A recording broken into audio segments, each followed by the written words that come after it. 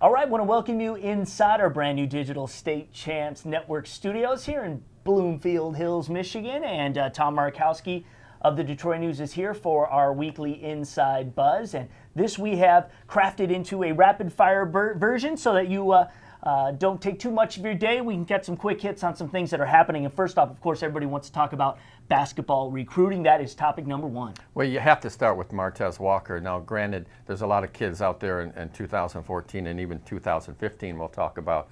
But Martez Walker is really the hot buzz because, first of all, Michigan was in on him early. Now, granted, they didn't offer him, but I saw Bakari Alexander a number of his games.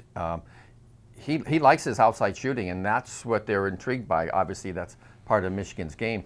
But Michigan has cooled since then. It looks like they're not going to offer him a scholarship, which I think was the reason Martez didn't come out and say that. But when you mentioned Michigan to him, he had a big smile on his face. Right. That being so, he's going to take a visit to Providence probably next week. He just came back from Texas. Temple is in the mix. And here's one that I find intriguing is Oakland University. Now, you already have Khalil Felder going there. Wydell Henry, the coach at Pershing, says he might want to follow Khalil to Oakland. And here's another thing. Oakland might be moving into the Horizon League out of the Summit being generally a North Dakota, South Dakota type of conference. Now, if they move into the Horizon League, that means they're more Midwestern teams that they'll play, and it's easier for fan base to go check out a player like Martez and, of course, Felder. So that might have some kind of influence on where he goes. No question, and that's a bus league as opposed to a plane league. I know I used to cover Oakland. I know. I was all over the country. All right, topic number two, AAU. You know, there's a lot of, it's a big part of the season right now. And generally speaking, I do not go see AAU games. Once in a while, I will take a gander at it. Once in a while, I'll take a look at summer basketball at St. Cecilia's or even at summer camps like UAD and whatnot. But this is where the stock rises for these kids. And whether we realize it or put our fingers on it or not, that's where it's kind of like an open market. You take a player like Jerron Rogers, who is a class of 2015 player from North Farmington. He is, generally speaking, a mid-major prospect. But lately, because of his success at AAU right now, teams like Missouri and Xavier have jumped on board. And they're really pushing the Central Michigans and the Eastern Michigans aside. And his stock is really rising.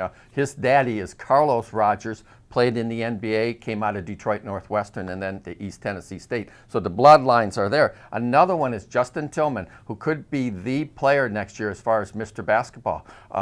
Drake Harris, really, I think, out of the picture because he'll likely enroll early to University of Michigan. So Justin Tillman, I was talking to Wydell, he's blowing up. He says, I said, well, who's looking at him? He said, Tom, everybody.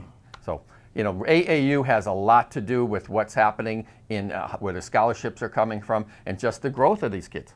No doubt about it. All right, topic number three, league realignment. Now, this is one I just don't like. I talked with many of the coaches in the OAA, and they wanted a realignment where it would be 4 divisions, 6 teams in each. That would be, 10 league games, and then you have some crossovers, and then open it up for some non-league games like Christmas tournaments and whatnot. We talked about earlier on in our programming that we'd like to see more games added to the regular season from 20 to 22. That hasn't happened yet, so the coaches are still limited.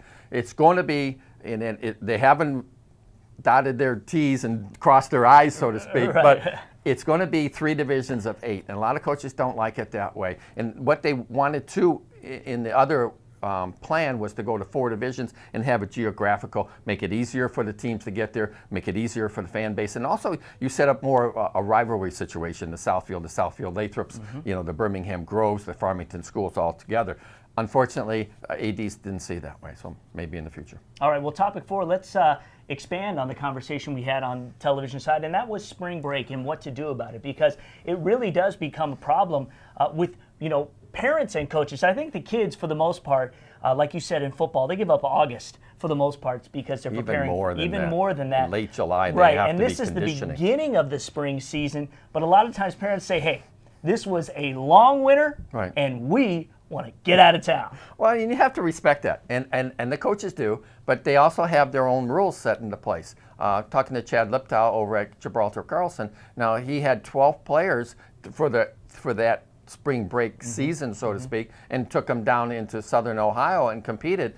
And he thought that's a reward to the kids. You think about it, you get a chance to, go, 200, 250 miles south, try to get into warmer weather. He still had problems with it. 5 of his starters did not partake in that. He had to, have to suspend him for a couple of games, maybe cost him a couple of victories. But, in the long run, hey, it's all about rules. You have to set them down, and he's been doing it for 10 years. This is my rules. It's my way or the highway. And the kids come back and they can play, and they got to earn their spots. But you take a coach like John Kostriva over Northville, he doesn't even have whole practices or schedule games during that time because so many of his players, and it's just maybe just the aura within that school that the kids are going on break, so why fight that battle? But the other programs like Brother Rice, which we mentioned on the TV side, those kids are just dying to play baseball. Yeah, one of the problems is the elimination of midwinter break that is happening in a lot of school districts. Out in Novi, for instance, they just have Friday and Monday. So, wow. Yeah, that's not much of a break. They don't even get that week anymore because they pack them into the school day. So, the parents don't even have an opportunity to go out during midwinter. And the spring sports season is so different from the other seasons, too. It's different because it's such a compacted season. It's so dependent upon the weather, which is another story in itself this year. But it's different, and the coaches have had to juggle that. And, the kids have to adapt to the rules that are in there and have to accept the consequences if they do go away. Absolutely. You got topics we should talk about here on the Inside Buzz on statechampsnetwork.com. Send me an email, lplant@statechampsnetwork.com. We'll chat about it right here. See you next time.